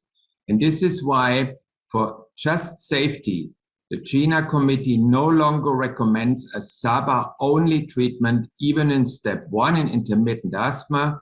We now recommend that all adults and adolescents with asthma should receive an ICS-containing treatment to reduce the risk of serious exacerbations. This can be either done, as I showed you, by as-needed low-dose ICS formoterol only on demand, or by regular daily treatment with a very low dose of an inhaled corticosteroid. To highlight this fact, in the most recent 2021 GINA treatment recommendation, we therefore offer you 2 different tracks. Track number 1, when you choose ICS formoterol as reliever, you use it in steps 1 and 2, so in mild asthma, only on demand. If you prefer still the SABA as needed, you have to combine it, using it as reliever, you combine it with a low dose of an inhaled corticosteroid. This is the new GINA recommendation to prevent serious exacerbations, even in patients with mild asthma. Now let's switch to patients with more severe disease, to patients with moderate asthma. In this case, again, you have 2 alternatives. Your alternative number 1, this is the preferred track 1. You still use ICS formoterol as reliever, and you combine it with using the same ICS formoterol combination also as maintenance treatment. The alternative, however, track 2, is to use a SABA as needed, and you combine it with any ICS-LABA fixed dose combination. Let me quickly explain what I mean. This is the conventional asthma treatment. This is what we are doing now more than 30 years. You have an ICS-LABA, and this works with any ICS-LABA fixed dose combination. You use it morning and or evening, so constant maintenance treatment. And if patients develop symptoms, you add a beta agonist, a SABA on demand. This is conventional asthma treatment. The new strategy highlighted in track number 1 is using a fixed ICS formoterol combination in more severe disease, not only on demand, but also morning and or evening as maintenance treatment, plus more inhalations of the same combination if patients need it on demand for symptom relief. So here you can achieve the same treatment effect with just 1 inhaler used for maintenance and reliever treatment. The reason why GINA prefers this new track 1 concept is very simple. It is more effective in particular to prevent severe asthma exacerbations, as shown here in a very nice clinical trial by Alberto Papi from Italy. He looked at more than 1,700 patients with uncontrolled asthma. They were treated with a fixed dose combination of beclomethasone and formoterol, used twice daily, morning, evening, maintenance treatment, plus on demand. And this was compared with the same dose of beclomethasone formoterol, also morning, evening, however, salbutamol on demand over 1 year. And as you see, the MAT treatment prolongs the time to first severe exacerbations by 75 days, equivalent to a 36% reduction in the exacerbation risk. And it is very easy to also combine these 2 new concepts, the AIR, the anti-inflammatory reliever treatment in mild disease, with the maintenance and reliever treatment in moderate asthma. depending on the need for reliever medication, you can either go for a MART concept using the ICS formoterol morning, evening plus on demand, or if you need only a very low number of reliever medications, you can stop maintenance treatment and de-escalate down to using the same drug only as needed. And at the same time, if this is not able to control the disease, it's equally easy to increase treatment intensity by going back to the previous morning and evening strategy.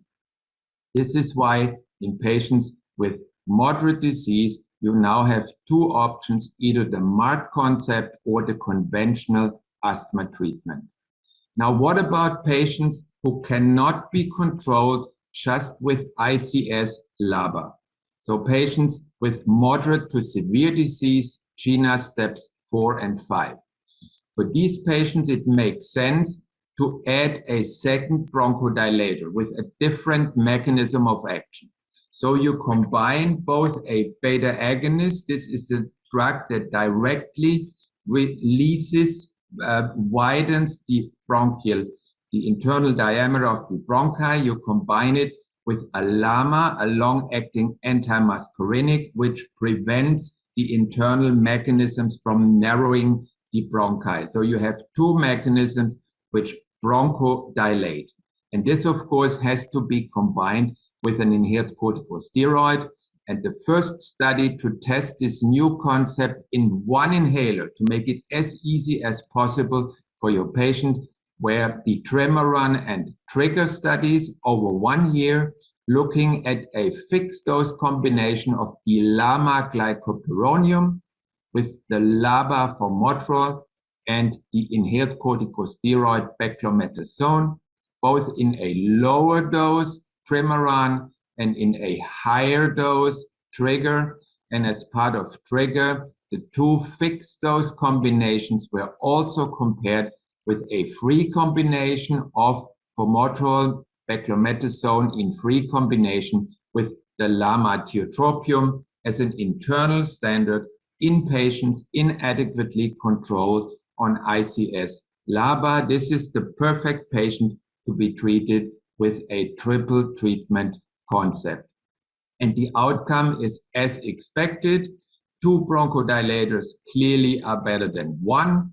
Both in Tremeron and Trigger, the frequency of exacerbation in the triple treatment study arm was lower than in patients with only formoterol beclomethasone. And this can also be seen if you not look at the frequency of exacerbation, but at the number of days patients needed an oral corticosteroid. Again, much less days in patients on triple treatment. You can also, of course, look at the study results from a more broader perspective by not only looking at severe, but at all exacerbations, moderate and severe exacerbations. And again, the blue, these are the two fixed dose combination, glycopyrronium together with formoterol and beclomethasone. And here is the free triple. This is beclomethasone, formoterol, and tiotropium. All three columns are lower than the two red columns. This is just ICS formoterol. And you do see the frequency of exacerbation with triple is always lower compared with just ICS/LABA. And on the right-hand side, and I know this is a self-fulfilling prophecy, two bronchodilators are better than one. We look at lung function. And again here, the lung function with the fixed dose combination, triple treatment in one inhaler or triple treatment in two inhalers is much better compared with just an ICS and a LABA. So very nice confirmation of the theoretical principle behind this treatment. Adding a second bronchodilator improves treatment results in patients who cannot be controlled with ICS/LABA alone. And this is, of course, also true if you not only look at the overall global number of exacerbations seen in the full year study period. Here in a sub-analysis post hoc, the investigators Alberto Papi looked at exacerbations in winter, mostly triggered by infections, and in spring and summer, potentially also triggered by allergy and other factors. And of course, in autumn, again, the infectious season starts again. But irrespective of the underlying cause of the exacerbation, over the whole year, triple was superior to just ICS/LABA when it comes to the frequency of exacerbations. And this is particularly true, and I find this very interesting from a scientific perspective. This is particularly true if you look at patients with what we call a persistent airflow limitation. These are patients with asthma who, even after they inhale a bronchodilator, have still lung function below 80% and a ratio of FEV1, forced expiratory volume, in 1 second, compared with vital capacity of less than 0.7. These are patients who potentially have a particular problem in their smaller airways.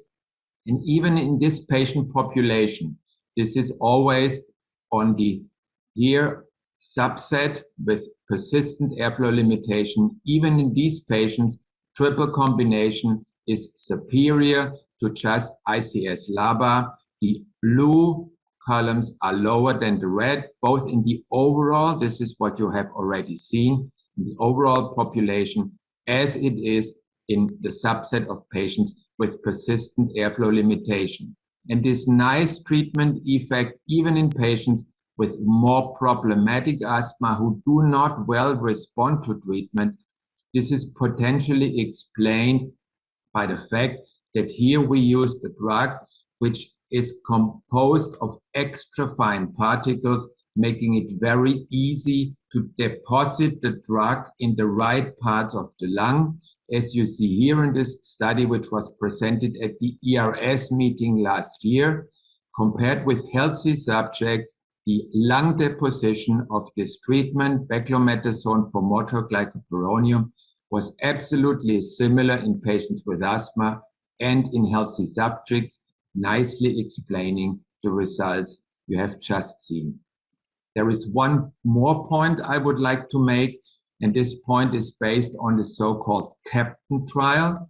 CAPTAIN is a clinical trial testing another triple combination. This time it's a triple combination of the inhaled corticosteroid fluticasone with the LABA vilanterol and the LAMA umeclidinium.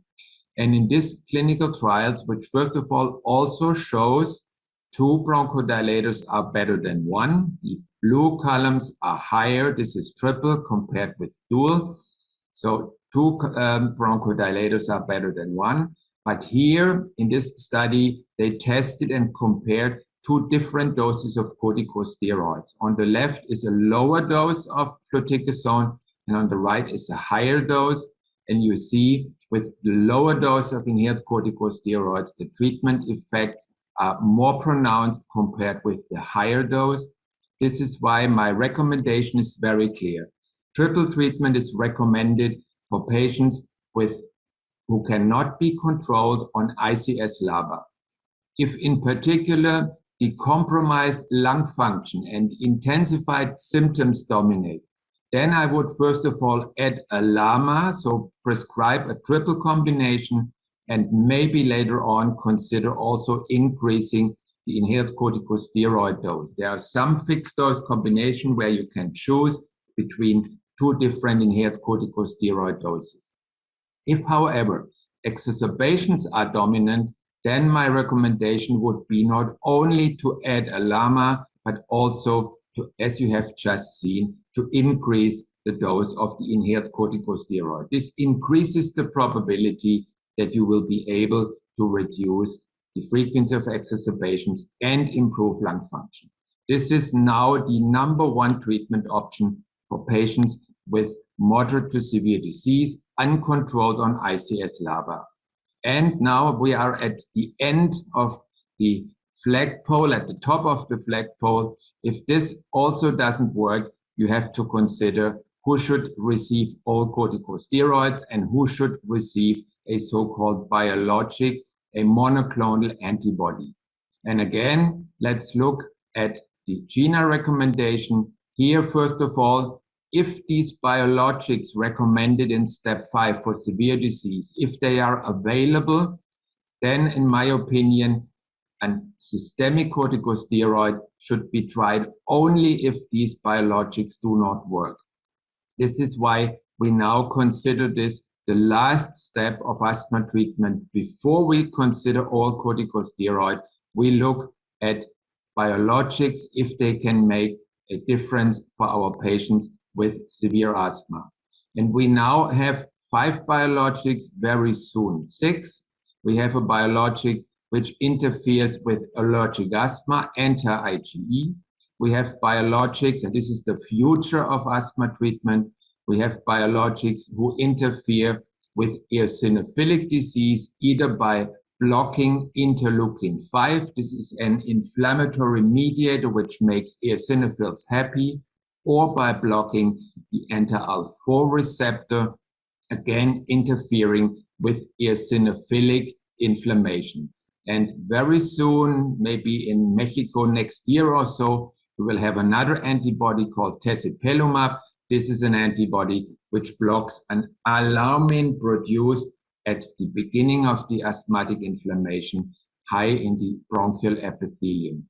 Now you may ask yourself, how do I choose the right antibody for the right patient? This is probably a topic for an own talk. This is why I show you only one recent paper from the New England Journal from my good friend Guy Brissell.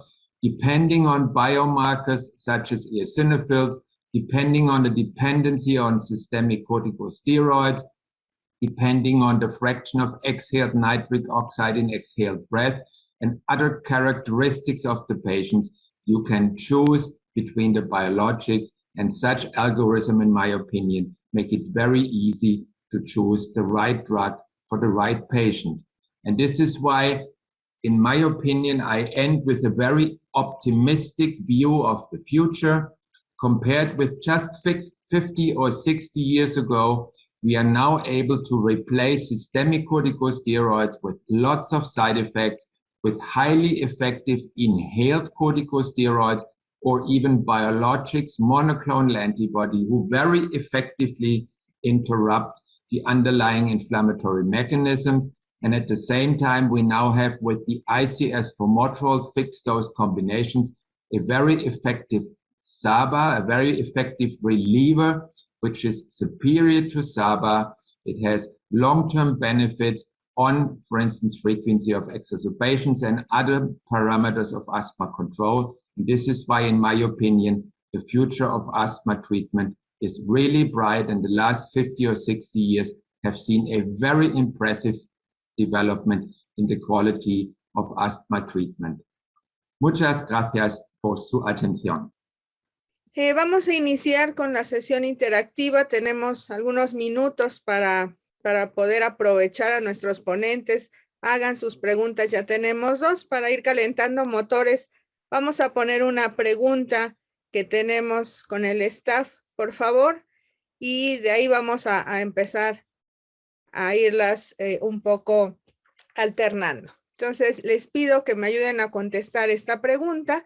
¿Debe preferirse el uso de micronebulizaciones en pacientes con asma sobre los dispositivos de dosis medida? Un poco ahorita nos dieron la respuesta, entonces quiero ver, por favor, si respondimos bien.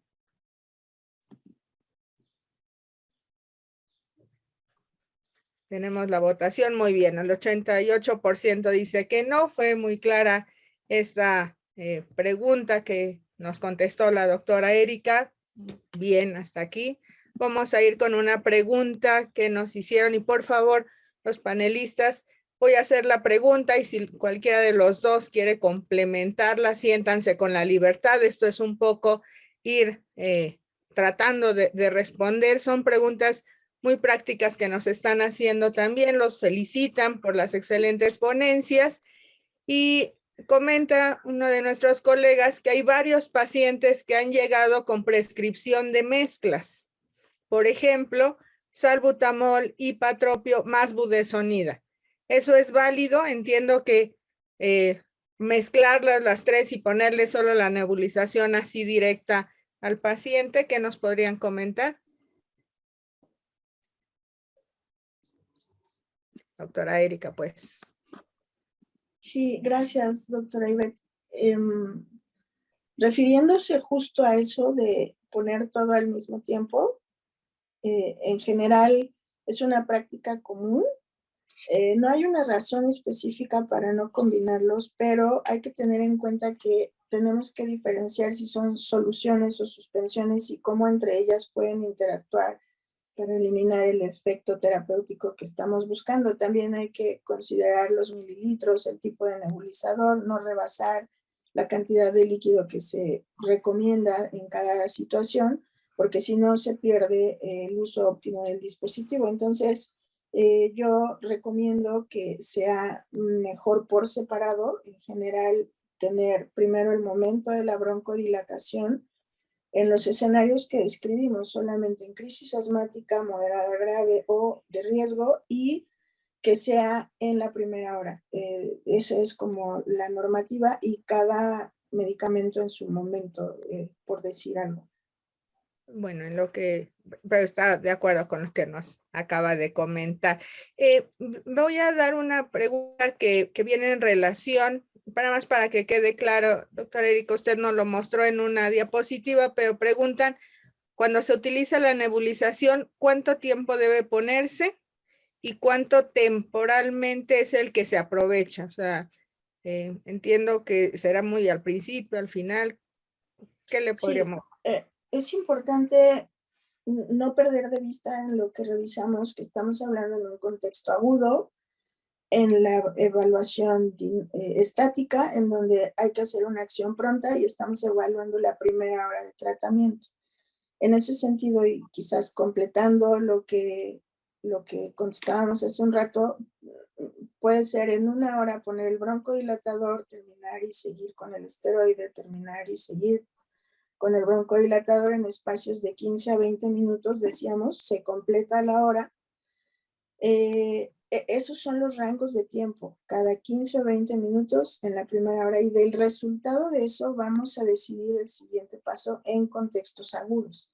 Esa parte del algoritmo ya no la revisé tanto. Si el paciente mejora, se va a casa y se va con una terapia inhalada que puede ser muy bien empleada con una máscara, un aerochamber con máscara. Y si el paciente no mejora lo adecuado o lo necesario, pues tendrá que hospitalizarse, y ahí sí se puede continuar con el tratamiento nebulizado cada 4 a 6 horas, dependiendo la situación. En general, la nebulización dura tiempos distintos dependiendo la edad del paciente. Decíamos que va desde 5 minutos hasta 30 minutos en algunos casos, pero lo ideal es que el medicamento no dure más de 15 minutos. Ahora, también hay otra posibilidad de dar nebulizaciones continuas. Pones el total de la dosis del broncodilatador y dejas conectado al paciente durante una hora continua. Esa es la otra posibilidad, alterna a lo de cada 20 minutos, pero no perder de vista que estamos hablando de la primera hora. Ok, perfecto. Y también nos preguntan un poco sobre esto de la terapia con nebulizador, que estoy viendo que es un hit. ¿Por qué no se recomienda la terapia con nebulizador intradomiciliario? No me especifican en la fase aguda, supongo, pero... Sí, en ese sentido, tal vez mi conclusión fue demasiado contundente. Creo que la práctica cotidiana, lo que más debemos buscar es que el paciente se adhiera a su tratamiento elegido específicamente para ellos. Hemos visto a lo largo de la semana lo importante de la personalización del diagnóstico, de la elección terapéutica. Hoy revisamos con la doctora Katy elegir bien el dispositivo de acuerdo a las características del paciente, y yo diría, nuestro trabajo como neumos en el asma es evitar llegar a la exacerbación, evitar llegar a la necesidad del nebulizador.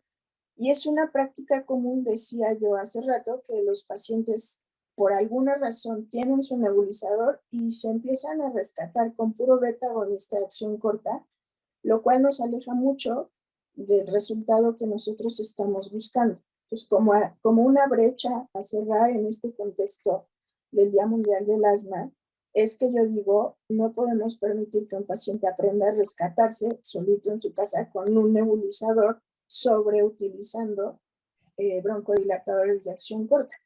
Esa es mi perspectiva. Ahora, ciertamente hay indicaciones muy específicas para los pacientes que tienen limitaciones de utilizar los dispositivos, que tienen asma y otras enfermedades que generan limitaciones físicas, y ahí sí se puede prescribir, pero no olvidar que debemos usar los esteroides y los broncodilatadores y que la educación debe ser muy precisa en esos casos para quien se esté haciendo cargo de la utilización del dispositivo, de la limpieza del dispositivo y de los horarios de aplicación. Entonces, quizás mi conclusión fue muy dura. Sí se podría utilizar, pero hay que aprender a manifestarle al paciente lo que queremos lograr como objetivo de tratamiento. No sé si respondo y no sé qué opinan. Por Yo supuesto. soy un poco extrema en eso. Muy claro, y yo veía al doctor Roland decir, es cierto, y bueno, eso es lo que necesitamos, un control adecuado, creo, y no un control solamente de rescate. Ya empezaron a llegar muchas preguntas, cosa que les agradezco muchísimo, entonces vamos a tratar de ir contestando un poquito más breve, por favor, para que alcancemos a cumplir con los tiempos. Hacen una pregunta al doctor Roland, dice, buen día, aún resulta oneroso y complejo al paciente el empleo de medicamentos biológicos para el tratamiento de asma. ¿En cuántos años estima usted que en Europa y luego en América el empleo de este tratamiento sea convencional como el uso de dispositivos de dosis medida? First of all, thank you for the excellent presentations both by Erica and Catalina. And I briefly mentioned, I fully agree with the concepts presented. We handle nebulization and nebulizers in exactly the same way in Europe. However, as you mentioned, our goal is avoid nebulization, the need for nebulization, avoid attacks and exacerbation as much as possible by optimizing the maintenance treatment. Now, your question, I'm fully aware that biologics at the moment are highly expensive. They are not available in many countries. This is why I think it will take a little bit more time until they will be more widely available. But I'm very optimistic that once the patents are over and once we will see biosimilars, the same is true in oncology, I think there will be a more widespread use of biologics, and I can only confirm these drugs are extremely effective. They make a major difference to our patients, and fingers crossed that as soon as possible, these drugs will be available outside of high-income countries.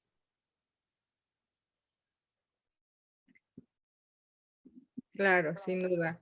Doctor, muchas gracias. Doctora Casillas, los dispositivos de dosis medida que son en solución, no en suspensión, sé que no deben agitarse antes de la aplicación al paciente. ¿Es cierto esto? Así es, así es. Es como el Cubar que estábamos comentando, es un dispositivo que no debe agitarse. Estos ya vienen pues listos, esa interacción de las moléculas ya está lista, pues. Muchas gracias. Doctor Rolando, otra pregunta. ¿Con qué recomienda rescatar al paciente que está con triple terapia si tiene exacerbación? If you have a patient on triple treatment, there is no real clinical data trial telling you which reliever use on top of SABA. So at the moment, all triple trials have been done with 3 triple combinations plus a SABA as needed. As yet, there is no clinical trial looking at triple treatment plus ICS formoterol as needed.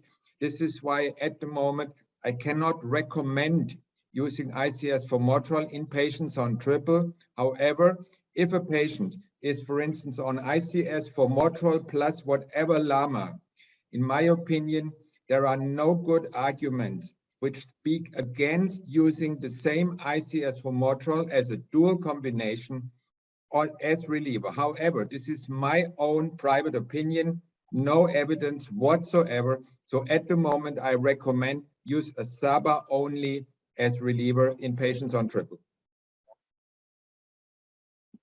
Muchísimas gracias, doctor. Esta es una pregunta que quisiera escuchar la opinión de todos. Ya estamos casi por terminar. Y nos pone un colega, si nuestro paciente asmático se controla clínica, funcional y por diferentes pruebas, ACT, etcétera, y tiene 2 años en remisión ya sintomático, entiendo, sin una crisis asmática, ¿es posible retirar el esteroide inhalado, ya sea solo o combinado? ¿En qué momento lo podría retirar? ¿Cuánto tiempo? ¿Qué podríamos contestar? Ladies first. Ya dijo el doctor. Erika, vas. Gracias. Suspiraba al escuchar la pregunta. Lo noté. En términos generales, estamos viendo la posibilidad de llegar justo al concepto que describía en la pregunta. La remisión de la enfermedad es algo que se está como diseñando en términos de que tenemos cada vez más posibilidades de intervención en todos los pasos terapéuticos. Tenemos posibilidades de elegir mejor para cada persona un plan terapéutico.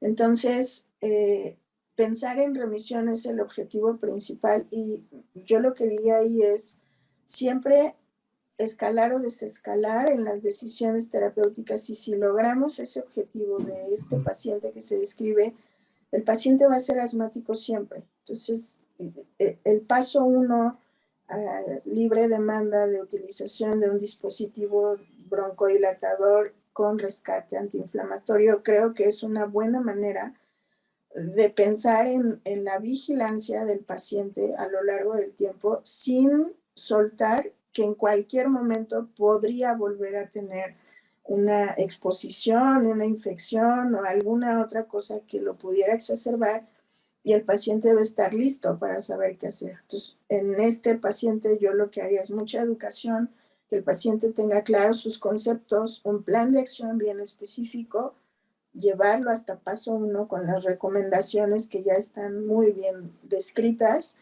y dejarlo quizás en el rescate antiinflamatorio con la ruta 1 de elección o la ruta 2, pero siempre aclarando que cada vez que utilice un beta agonista de acción corta, tiene que usar una dosis de esteroide. Y es la bondad de las nuevas estrategias terapéuticas. Eso es lo que yo diría. No, yo no dejo nunca a un paciente con asma que se quede sin protección, y para eso nos sirve el paso 1 en mi perspectiva. I fully agree with Erika. In Europe, we do the same. If patient is well controlled 3 to 6 months, we first of all remove high dose ICS, go to moderate dose ICS. If patient remains controlled for another 3 to 6 months, we go down to moderate dose ICS and maybe remove the LABA. If patients remain controlled, we go down to low dose ICS as maintenance. And if patients remain controlled, we go to ICS formoterol only on demand. Then patients are always perfectly protected and they always get the treatment they need. Fully agree to Erika. Perfecto, muchas gracias. Yo estoy parcialmente de acuerdo con ambos. Si bien sabemos que el paciente con asma se puede ir desescalando, así como comenta tanto la doctora Erika como el doctor, y podemos ir cada 3 meses, ir evaluando y desescalar la dosis de esteroide, pues también a mí me queda mucho esa duda de si el paciente realmente está controlado. Sabemos que aún con síntomas francos, el paciente dice estar controlado. Y lo que veíamos en el primer día de esta semana a mí me encantó, porque ese modelo de fibrosis, de remodelamiento que se está dando en este paciente que tiene asma y que finalmente a la vuelta de los años nos va a dar un descontrol, para mi gusto es el correcto. O sea, el paciente con asma, como bien dijo la doctora, tiene asma y tiene un proceso inflamatorio que no se va a quitar nunca. Dejarlo toda la vida con esteroides a bajas dosis, no sé, yo creo que puede ser una buena opción. O sea, ese paciente no va a tener ese remodelamiento que tenemos aún con baja inflamación, llamémoslo así, aún con una inflamación que nos permita no darnos cuenta que tenemos síntomas. Entonces, sí, hay que ir desescalando, hay que dejar dosis bajas, pero yo quizás sea de la idea de que ese paciente no se puede quedar desprotegido. Doctor Roland. Yeah, I fully agree. This is why the GINA recommendation now offers you 2 tracks. Track 1, if patients are willing to maintain a very low dose of steroid long-term, perfectly fine by me. This is of course optimal, as you said, to prevent remodeling, to keep the inflammation under control. However, we are all aware there is a sizable number of patients, if they feel well, they are not willing to continue long-term treatment, which they feel ineffective. They have no symptoms. So I keep hearing, hey, Prof, why should I take a drug? And for these patients, in my opinion, ICS formoterol is the optimal solution. If they have a flare-up, even a very mild increase in symptoms, they immediately take not only a bronchodilator, also a steroid. So the inflammation is probably not perfectly, but 90% controlled. Perfecto. Y yo les dije que iba a ser la última pregunta, pero acaba de llegar una que no me puedo ir sin una respuesta de ustedes. Nos dice un colega que tiene un paciente en el que la terapia inhalada con corticoide, ya sea presurizado o en polvo seco, le produce disnea y opresión retroesternal. ¿Qué puede hacer en ese caso? No me dice más datos del paciente, pero ¿hay algo que ustedes le pudieran recomendar o comentar a este colega? Yo así rápido diría poner una aerocámara y revisar que la técnica y revisar por qué le pasa eso. Decía la doctora Katia hace un rato, y el control total del asma implica pasar muchas veces y en cada cita por el diagrama de revisar, evaluar y ajustar. Entonces ahí podemos encontrar alguna causa, tal vez alguna comorbilidad, tal vez alguna falla en la aplicación, pero así de bote pronto, si la necesita, pues que use dosis medida con la aerocámara. Eso le puede ayudar. Puede ser, también tenemos otras opciones de medicamento. Afortunadamente tenemos muchos medicamentos. Puede estar haciendo alguna reacción paradójica a alguna de las moléculas que está utilizando. Y sí, hemos visto pacientes que incluso al salbutamol, incluso a los esteroides, hacen más broncoespasmo como respuesta paradójica. Entonces, si él está usando una triple terapia, pues puede utilizar otra triple terapia, ¿no? O sea, cambiar las moléculas para ver si alguna de estas les acomoda. Es lo que les comentaba, en cada consulta hay que estar buscando la molécula adecuada para cada paciente y de repente cambiando, a veces hasta ni siquiera la molécula, sino el producto como tal, por la base que utiliza cada farmacéutica, a veces es a eso a lo que responden, y entonces a veces cambiando simplemente la marca puede ser que el paciente tenga mejor respuesta, es ir buscando la opción que le acomode al paciente. Perfecto. Pues yo les agradezco. Inhaler technique, maybe switch to a different brand. Maybe check for comorbidities, maybe check for risk factors yet unknown. Les agradezco muchísimo, estamos acabando en tiempo como ingleses. Entonces, muchas gracias por todo, gracias por las preguntas. Creo que la verdad es que disfrutamos muchísimo, tienen muchas felicitaciones en general a la sociedad por esta semana.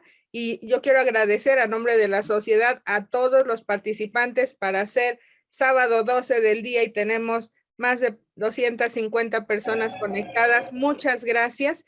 Y bueno, pues vamos a seguir tratando de continuar haciendo estas dinámicas y esperamos verlos en el Congreso Nacional.